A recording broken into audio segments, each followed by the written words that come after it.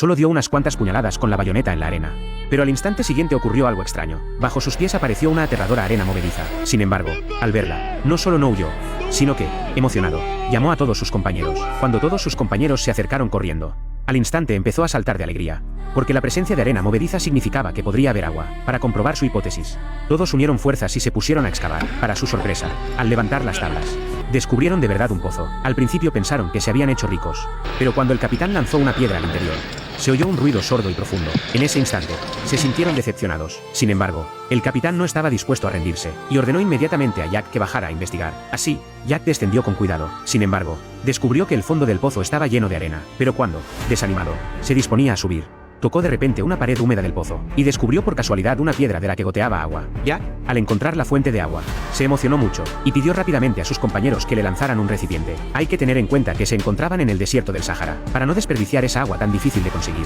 Jack primero recogió el agua que goteaba con las manos. Luego empujó la caja de hierro con el pie.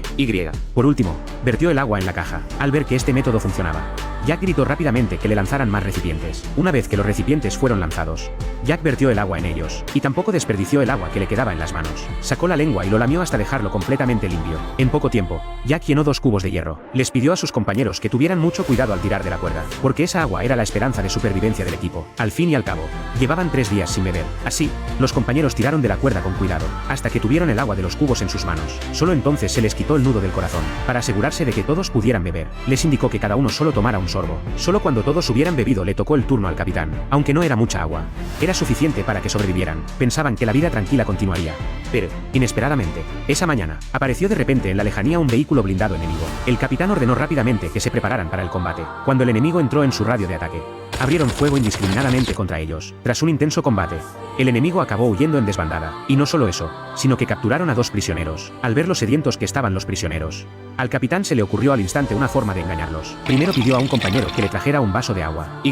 Delante de los prisioneros, dio un pequeño sorbo. Esto hizo que al tipo se le hiciera la boca agua. Pero entonces el capitán hizo algo sorprendente. Fingió tirar el agua restante al suelo. El tipo se asustó al instante. ¡Qué desperdicio! El capitán sirvió otro vaso de agua. Revela la posición de tu ejército y podrás beber. Ante la tentación del agua, los prisioneros no pudieron resistirse, y revelaron directamente el plan de su ejército. Resultó que eran una tropa enviada para buscar agua, pero llevaban más de 10 días sin beber. Por eso, ahora muchos soldados ni siquiera podían ponerse de pie, y mucho menos salir a luchar. Al conocer la situación del enemigo, al capitán se le ocurrió un plan al instante. Primero les dio a los prisioneros un buen trago de agua, y luego los dejó marchar, pero con la condición de que le dijeran a su comandante que aquí había agua. Si querían beber, debían intercambiarla por armas. Pensaban que podrían conseguir un montón de armas. Pero lo que nunca imaginaron, es que Jack, el que estaba en el fondo del pozo, trepó rápidamente hacia arriba, porque el agua del fondo se había agotado.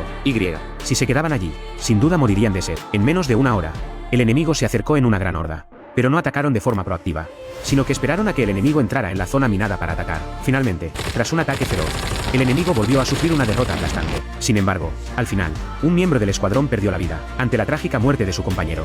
Los 8 restantes se sintieron profundamente abatidos, pero el enemigo seguramente volvería a por el agua.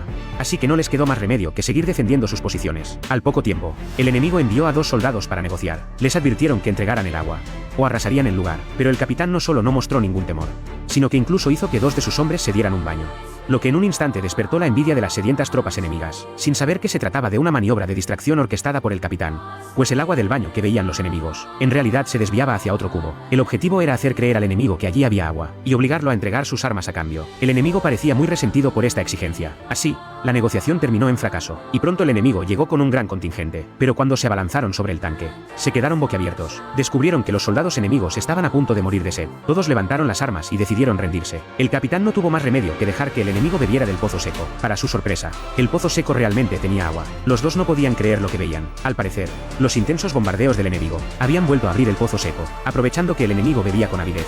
Los 2 les confiscaron todas sus armas. Así, gracias a su ingenio, el capitán logró controlar a este ejército de 900 hombres. Finalmente, esperaron la llegada de las fuerzas aliadas. Y así termina la película.